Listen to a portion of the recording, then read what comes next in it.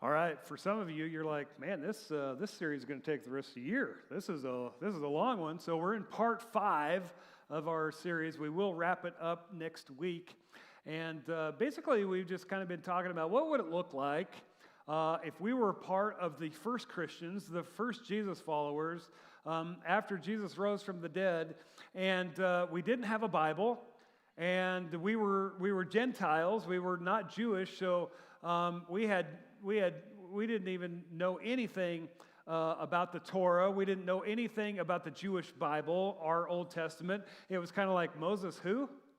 Noah what? I have no idea about any of that. There wasn't any Bible to go and reference and say, here's what we should do.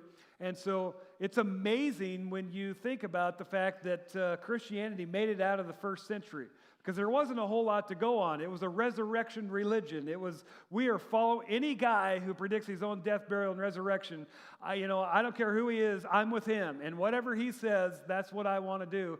And Jesus just said, hey, I want you to go into all of the world, and I want you to make disciples, and I want you to teach these disciples all the things that I've commanded you to do.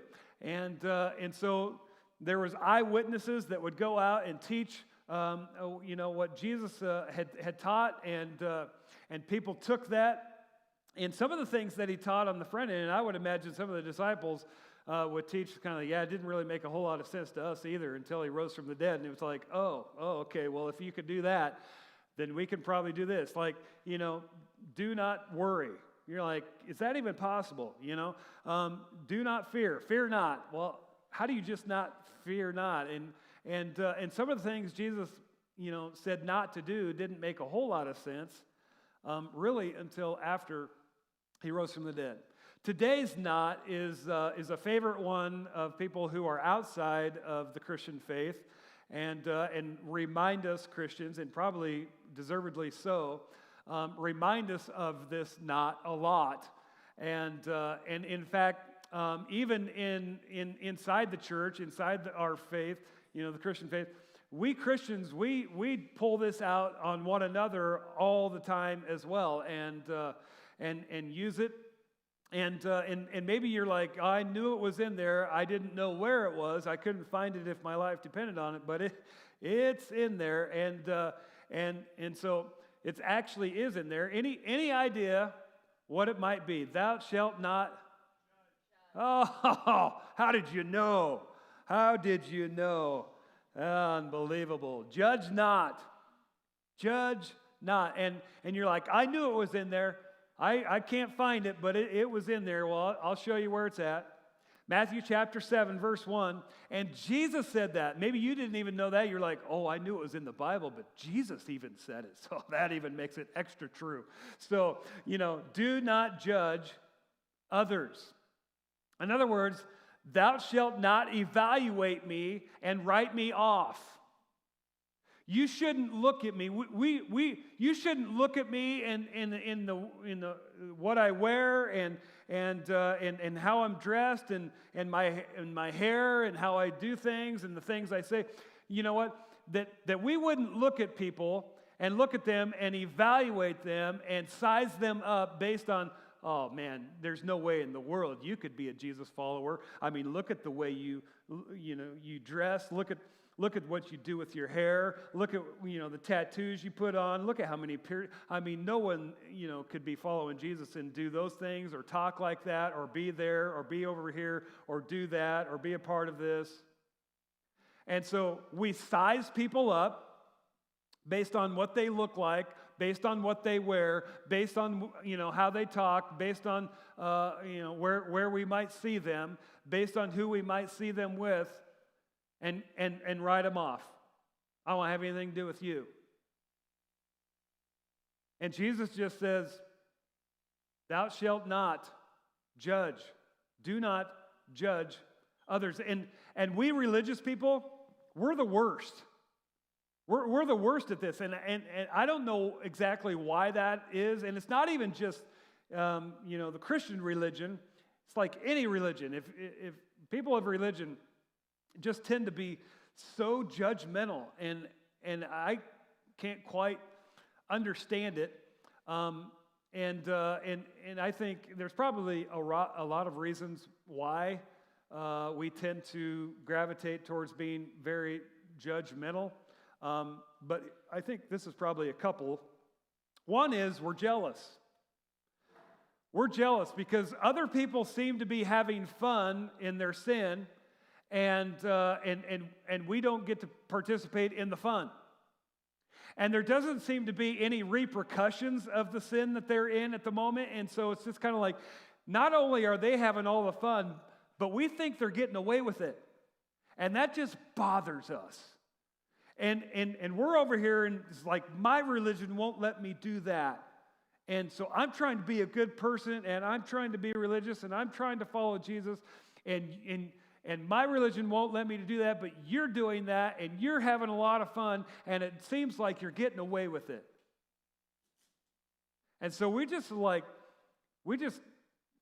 makes us angry, and we kind of just get judgmental about it, and we form opinions about it, and we talk about it, and talk about them. And we're just kind of jealous, and we think, gosh, I just wish that the sin wasn't so much fun, And here's the thing, sin, should be fun, right? I mean, Craig Rochelle, it's funny. It's like, if sin isn't fun, you're doing it wrong. God, are you guys awake at the 11 o'clock? I mean, you're kind of like, that's actually true, Eric, but I'm not going to laugh too loud because that might give away my sin. So, if you're not having fun doing sin, you're not doing it right. Sin is fun until it's not.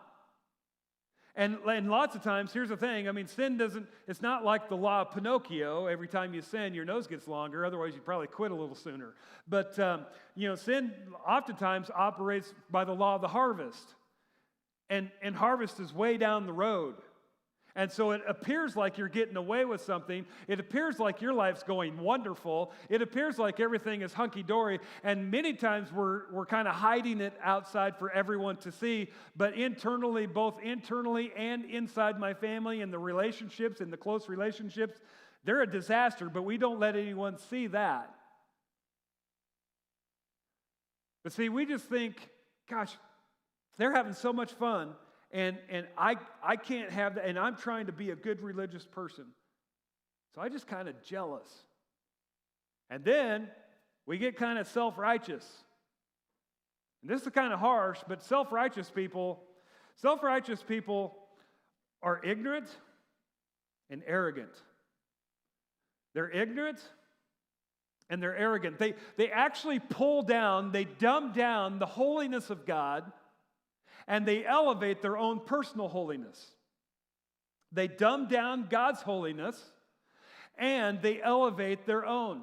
And they think, my sin, if I have a whole lot, because I really don't have a whole lot of sin, but my sin isn't near as bad as theirs. You look at what in the world they're doing. I don't do that. And so, my sin's not that bad.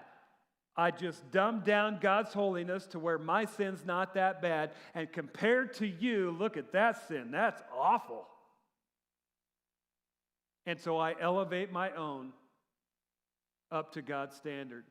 And then I look down and I size you up and I write you off.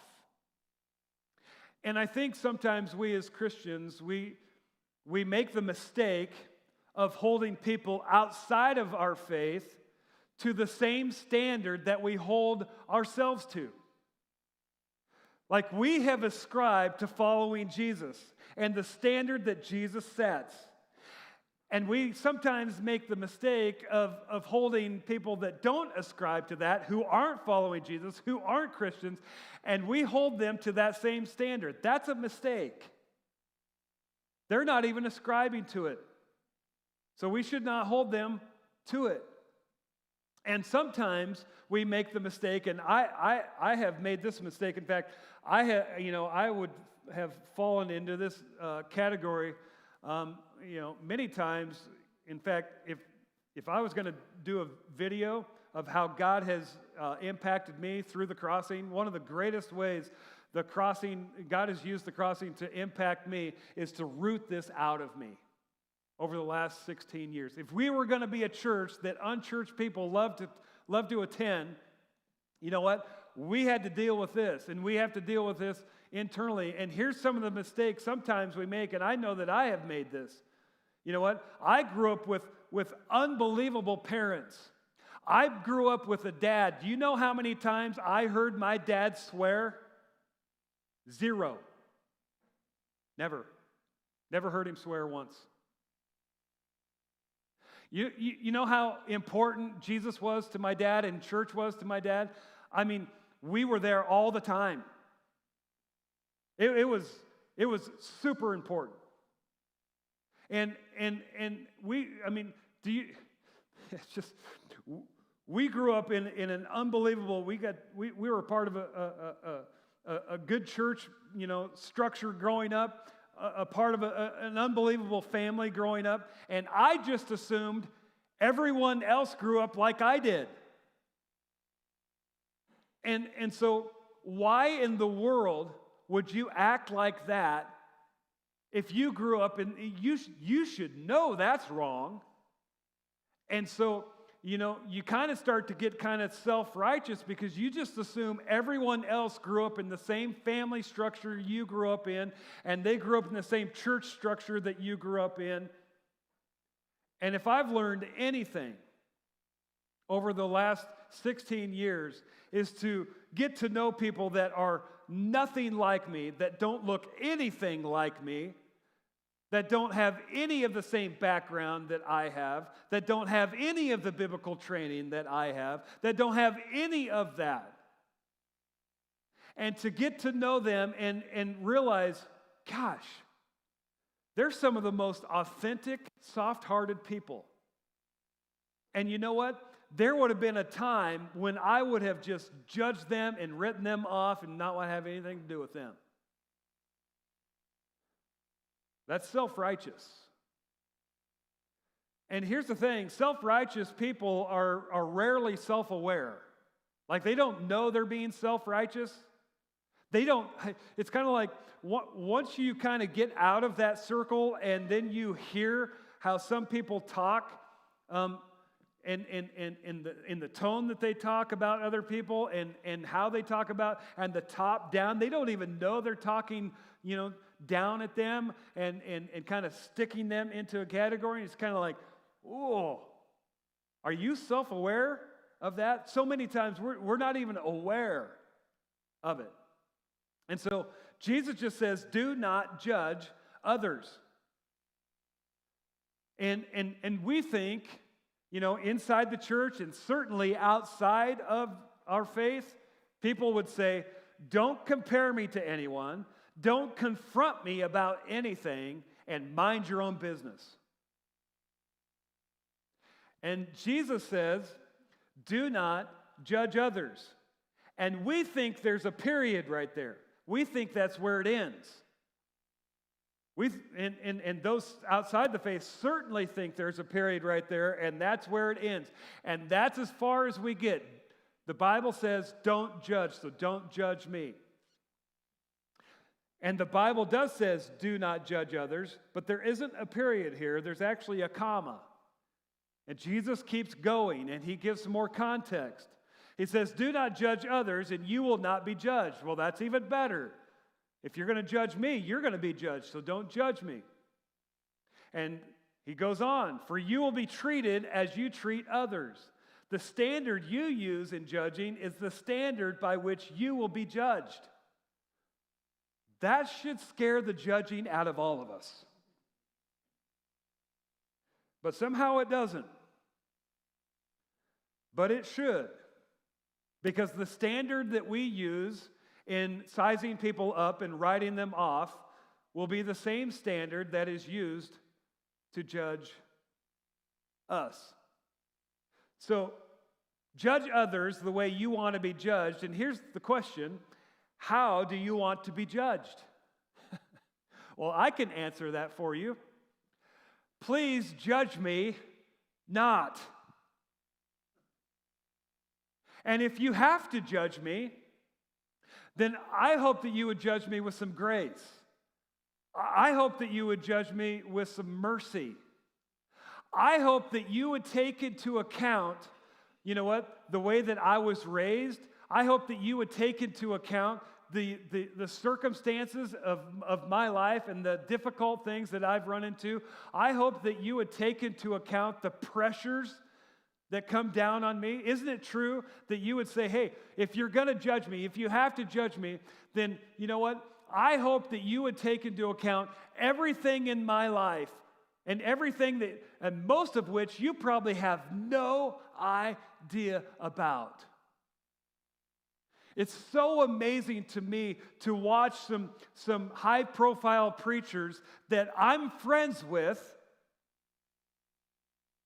and see what other Christians do to them online. I'm just telling you what, it just is like, oh, it is so ugly. It's so ugly. It's kind of like, and as a pastor, and as a lead pastor, you know, I catch some criticism, and most of the time, deservedly so. Sometimes it's kind of like, ooh, boy, that's kind of harsh. And I think, you know what, Jen, if I would share to her, which sometimes, lots of times I don't share with her because then she wears it, and I don't want her to have to wear it. And so, but if, you know, sometimes I think, gosh, if I shared it with her, she would be like, Eric, you know what?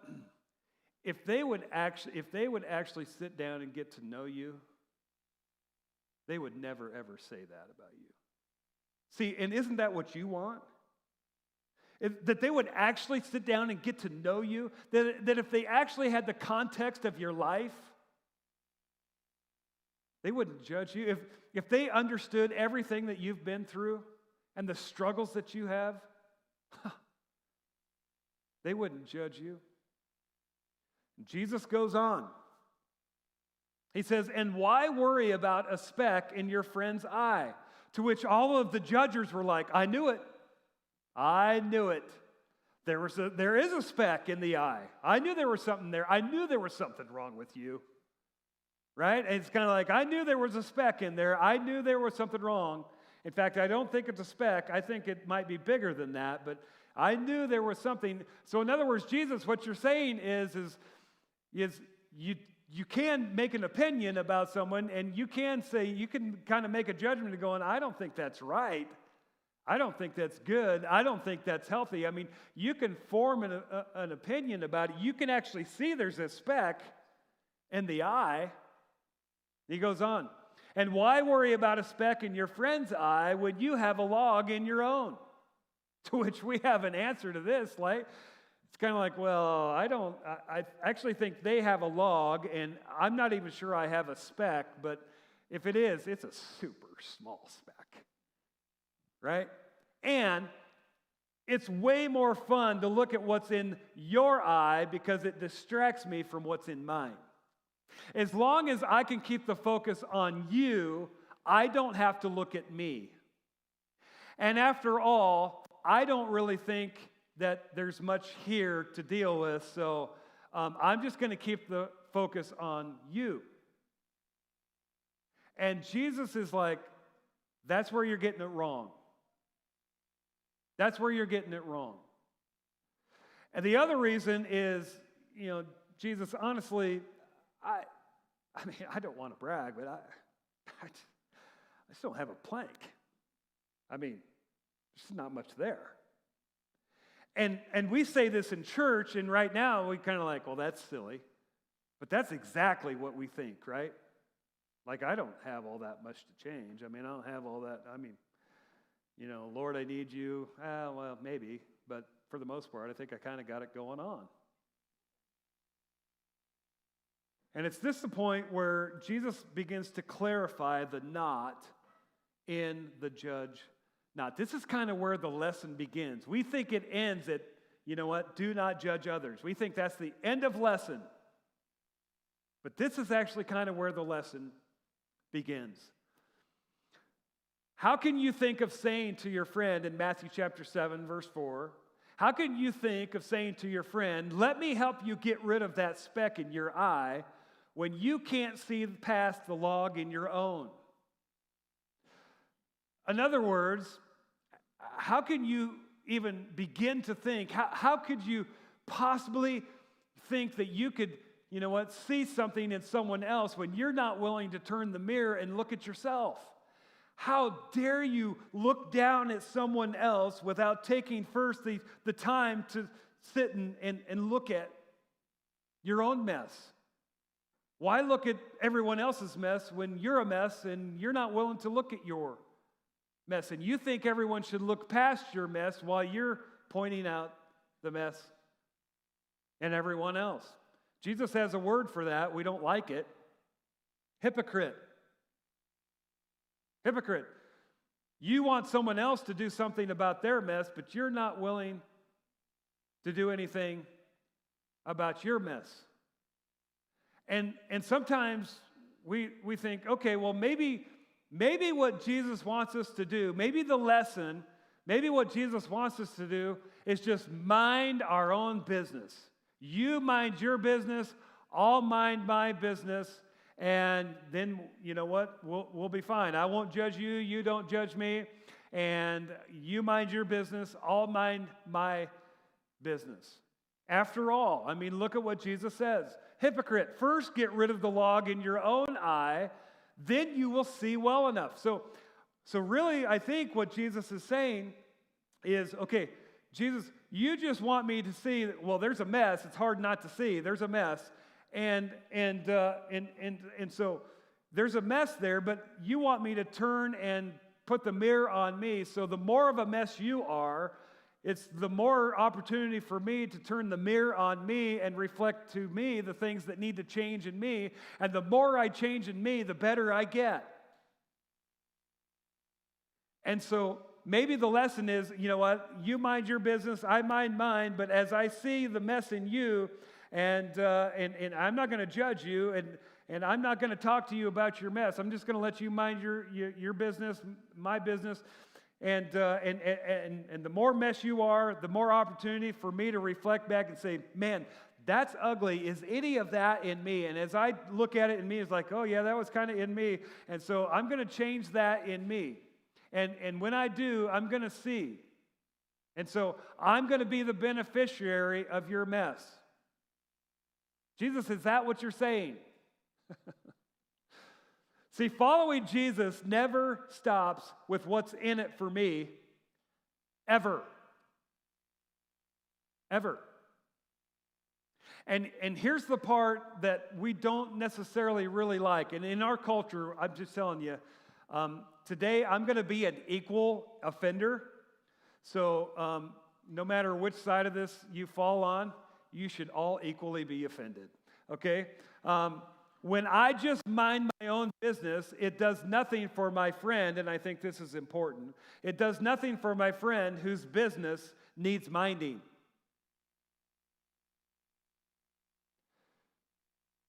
Jesus says, hypocrite, first get rid of the log in your own eye, then you will see well enough to deal with the speck in your friend's, here we go again, friend's eye. And I think that's really important. I think that's important because, for one, we should make the determination, is this someone who is ascribed to following Jesus and the standard of that or not? And are they a friend of mine? Have I earned the right to be heard? Do I have a relationship with them? Or is this just some random person that, you know what, I have formed an opinion about and I'm going to give them my opinion? Hypocrite, first get rid of that log to turn, the mirror inside and look at myself. And as I do, then I deal with the speck in my friend's eye, to which I guarantee you everyone outside of the Christian faith, and even most of, those of us inside the Christian faith, say, Eric, that's so judgmental. To which Jesus would say, no, it's not. Because what Jesus, his greatest command is to say, look, I want you to love as I have loved you. And sometimes love requires of us, when our friends are making decisions that are going to destroy themselves and others, that we don't just mind our own business, that we would actually love them enough to have a difficult conversation with them.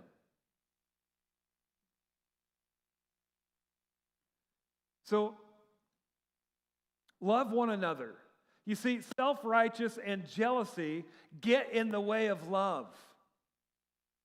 But self-awareness, like I turn the mirror on myself and I become so self-aware of my own sin that when I go to approach someone else, I never ever, because I've turned the mirror on myself, I would never ever come to them from a top-down, thumb-on, I'm better than approach, ever, because that's why Jesus wants us to not judge, turn the mirror on ourselves. Because I haven't, you know what? Judging is I'm writing you off. Loving is there's no way in the world I would ever write you off. I care way too much for you to do that. But I can't just walk away. See, self-awareness prepares me for Jesus' kind of love. Judge not does not equate to care not or act not. It goes two different ways. Love forbids me from evaluating you and writing you off. Love forbids me from judging you. But love also forbids me from walking away from someone that I have a relationship that I care about, who's making decisions or doing something that is ultimately going to hurt them and those around them. That's what love requires of us in both directions. So here's what Jesus says about judging. Take the plank out of your eye in preparation. Don't just stop here. Take the plank out of your own eye in preparation for removing the speck from your brother's eye. And this morning I would guess, and I would venture to guess, that all of you online, all of you in-house, we all probably fall into at least one of these audiences, if not more than one of these audiences. And so I'm going to describe each audience, and then I'm going to give you a practical takeaway to which you're probably not going to like a whole lot, but that's what I get paid the big dollars to do, is equally offend you all. So, 3 audiences. You evaluate people and write them off. You know what? I kind of grew up in this system where, you know what? Christians were supposed to look a certain way, and if you didn't fit into this box of what a Christian was supposed to look at, in fact, someone that I'm closely related with, one time we were looking at an album cover, and their comment to me was, "There's no way in the world they could be a Christian. Look how long their hair is."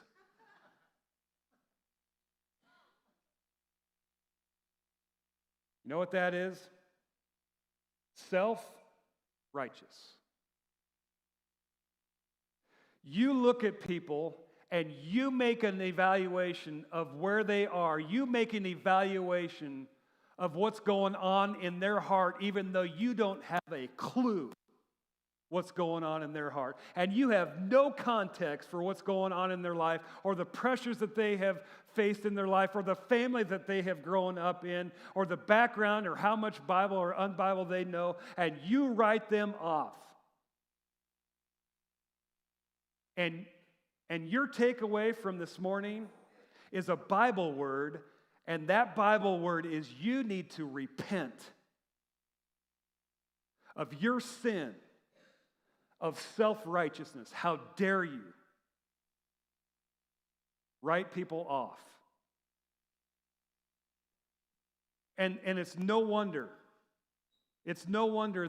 that the people who are outside of the Christian faith look inside and just like, nah. If that's what it is, No. And you know what? I come back to what Jesus has taught me through the crossing. I just tell you what, I have come to appreciate, and as a church as a whole, you guys have done such an incredible job of really people. It has no, doesn't matter what it is they've done. Doesn't matter what they look like, what they wear, what they have on their body. Doesn't matter. You know what? Come on, you have done an extraordinary job of that. But here's the thing: some churches are self-righteous because there's individuals in them that are, or there's leaders that are, and they kind of, are all about the truth and not so much grace. May we be a church that has both. We don't swing the pendulum to, just thumping people with the Bible, and we don't swing the pendulum to, we just love you right where you are, and we love you enough that we're not actually going to ask you to make any steps in Jesus' direction. It's kind of like, well, that's not actually love, right? That's a pendulum swinging in both directions, and Jesus was all full of grace and full of truth. Audience number 2, you see your friend doing something that is going to hurt them, and you're like, yeah, but that's going to, I just walk away. I'm just going to enable them to keep doing that. I'm just going to turn a blind eye. It's none of my business. If I go and talk to them, it's not going to go well. And here's the thing, as a pastor, I'm a part of these things way more than I'd ever like you to know, but here's the thing. It rarely goes well. So if you're like, I'm only going to do it if it's going to go well, then you're probably not. And many times it doesn't go well because we don't come with the right approach. And we don't take the time to actually take the mirror and look at ourselves. So your takeaway, if this is you, is you need to confront. You need to turn the mirror back to yourself and make sure that you're coming with the right approach, but you need to go have a difficult conversation. And lastly, you've been confronted, but you refuse to listen.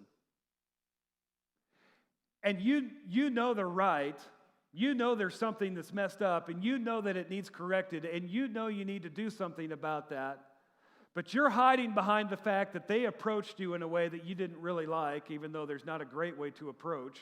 And you're hiding behind that, and you're hiding behind do not judge, but you didn't take into account the rest of what Jesus said. And you've kind of bowed up, and you kind of got defensive, and you're not willing to listen. And here's the thing, your defensiveness will ensure that your past will show up in your future. And so your takeaway, if this is you need to listen. You need to have the humility to listen. So Crossing, may we be a church that is not judgmental. That we don't size people up, we don't evaluate people and write them up. May we never, ever, ever be that way. But may we not swing the pendulum to this other side where we love people into hell. We're not willing to actually say something that's true. We're not to love them enough to say, I want you to take steps in the right direction. I want to challenge you to take steps in the right direction, because if you don't, it's not that it has nothing to do with being better than at all. I'm not better at all. It has everything to do with, if you keep doing that, you're going to hurt yourself. And you're going to hurt those around you. And that's just going to break my heart. And ultimately, it's going to break your heart. So I love you enough to say something, even though it might bankrupt our friendship, or it might bankrupt our relationship. It's Crossing. Let's be the way Jesus was. Would you pray with me? Heavenly Father, this one is emotionally charged. This one is hard, and sometimes we just want to stay with, okay, let's just judge not and mind your own business. And I think there's some truth to that. But God, when it comes to our friends and it comes to those who are following Jesus and they're making decisions that are destroying themselves, they're making decisions that are going to hurt themselves, and for us to just sit back and not say anything is so unloving. So love requires of us not to judge, and love requires us to have difficult conversations. Would you help us, God, to do both? And God, those areas that need to be rooted out of us, I pray that you would root them out of us. Help us to be a church that leads the way in this and what it looks like to follow you in this. In Jesus' name, amen.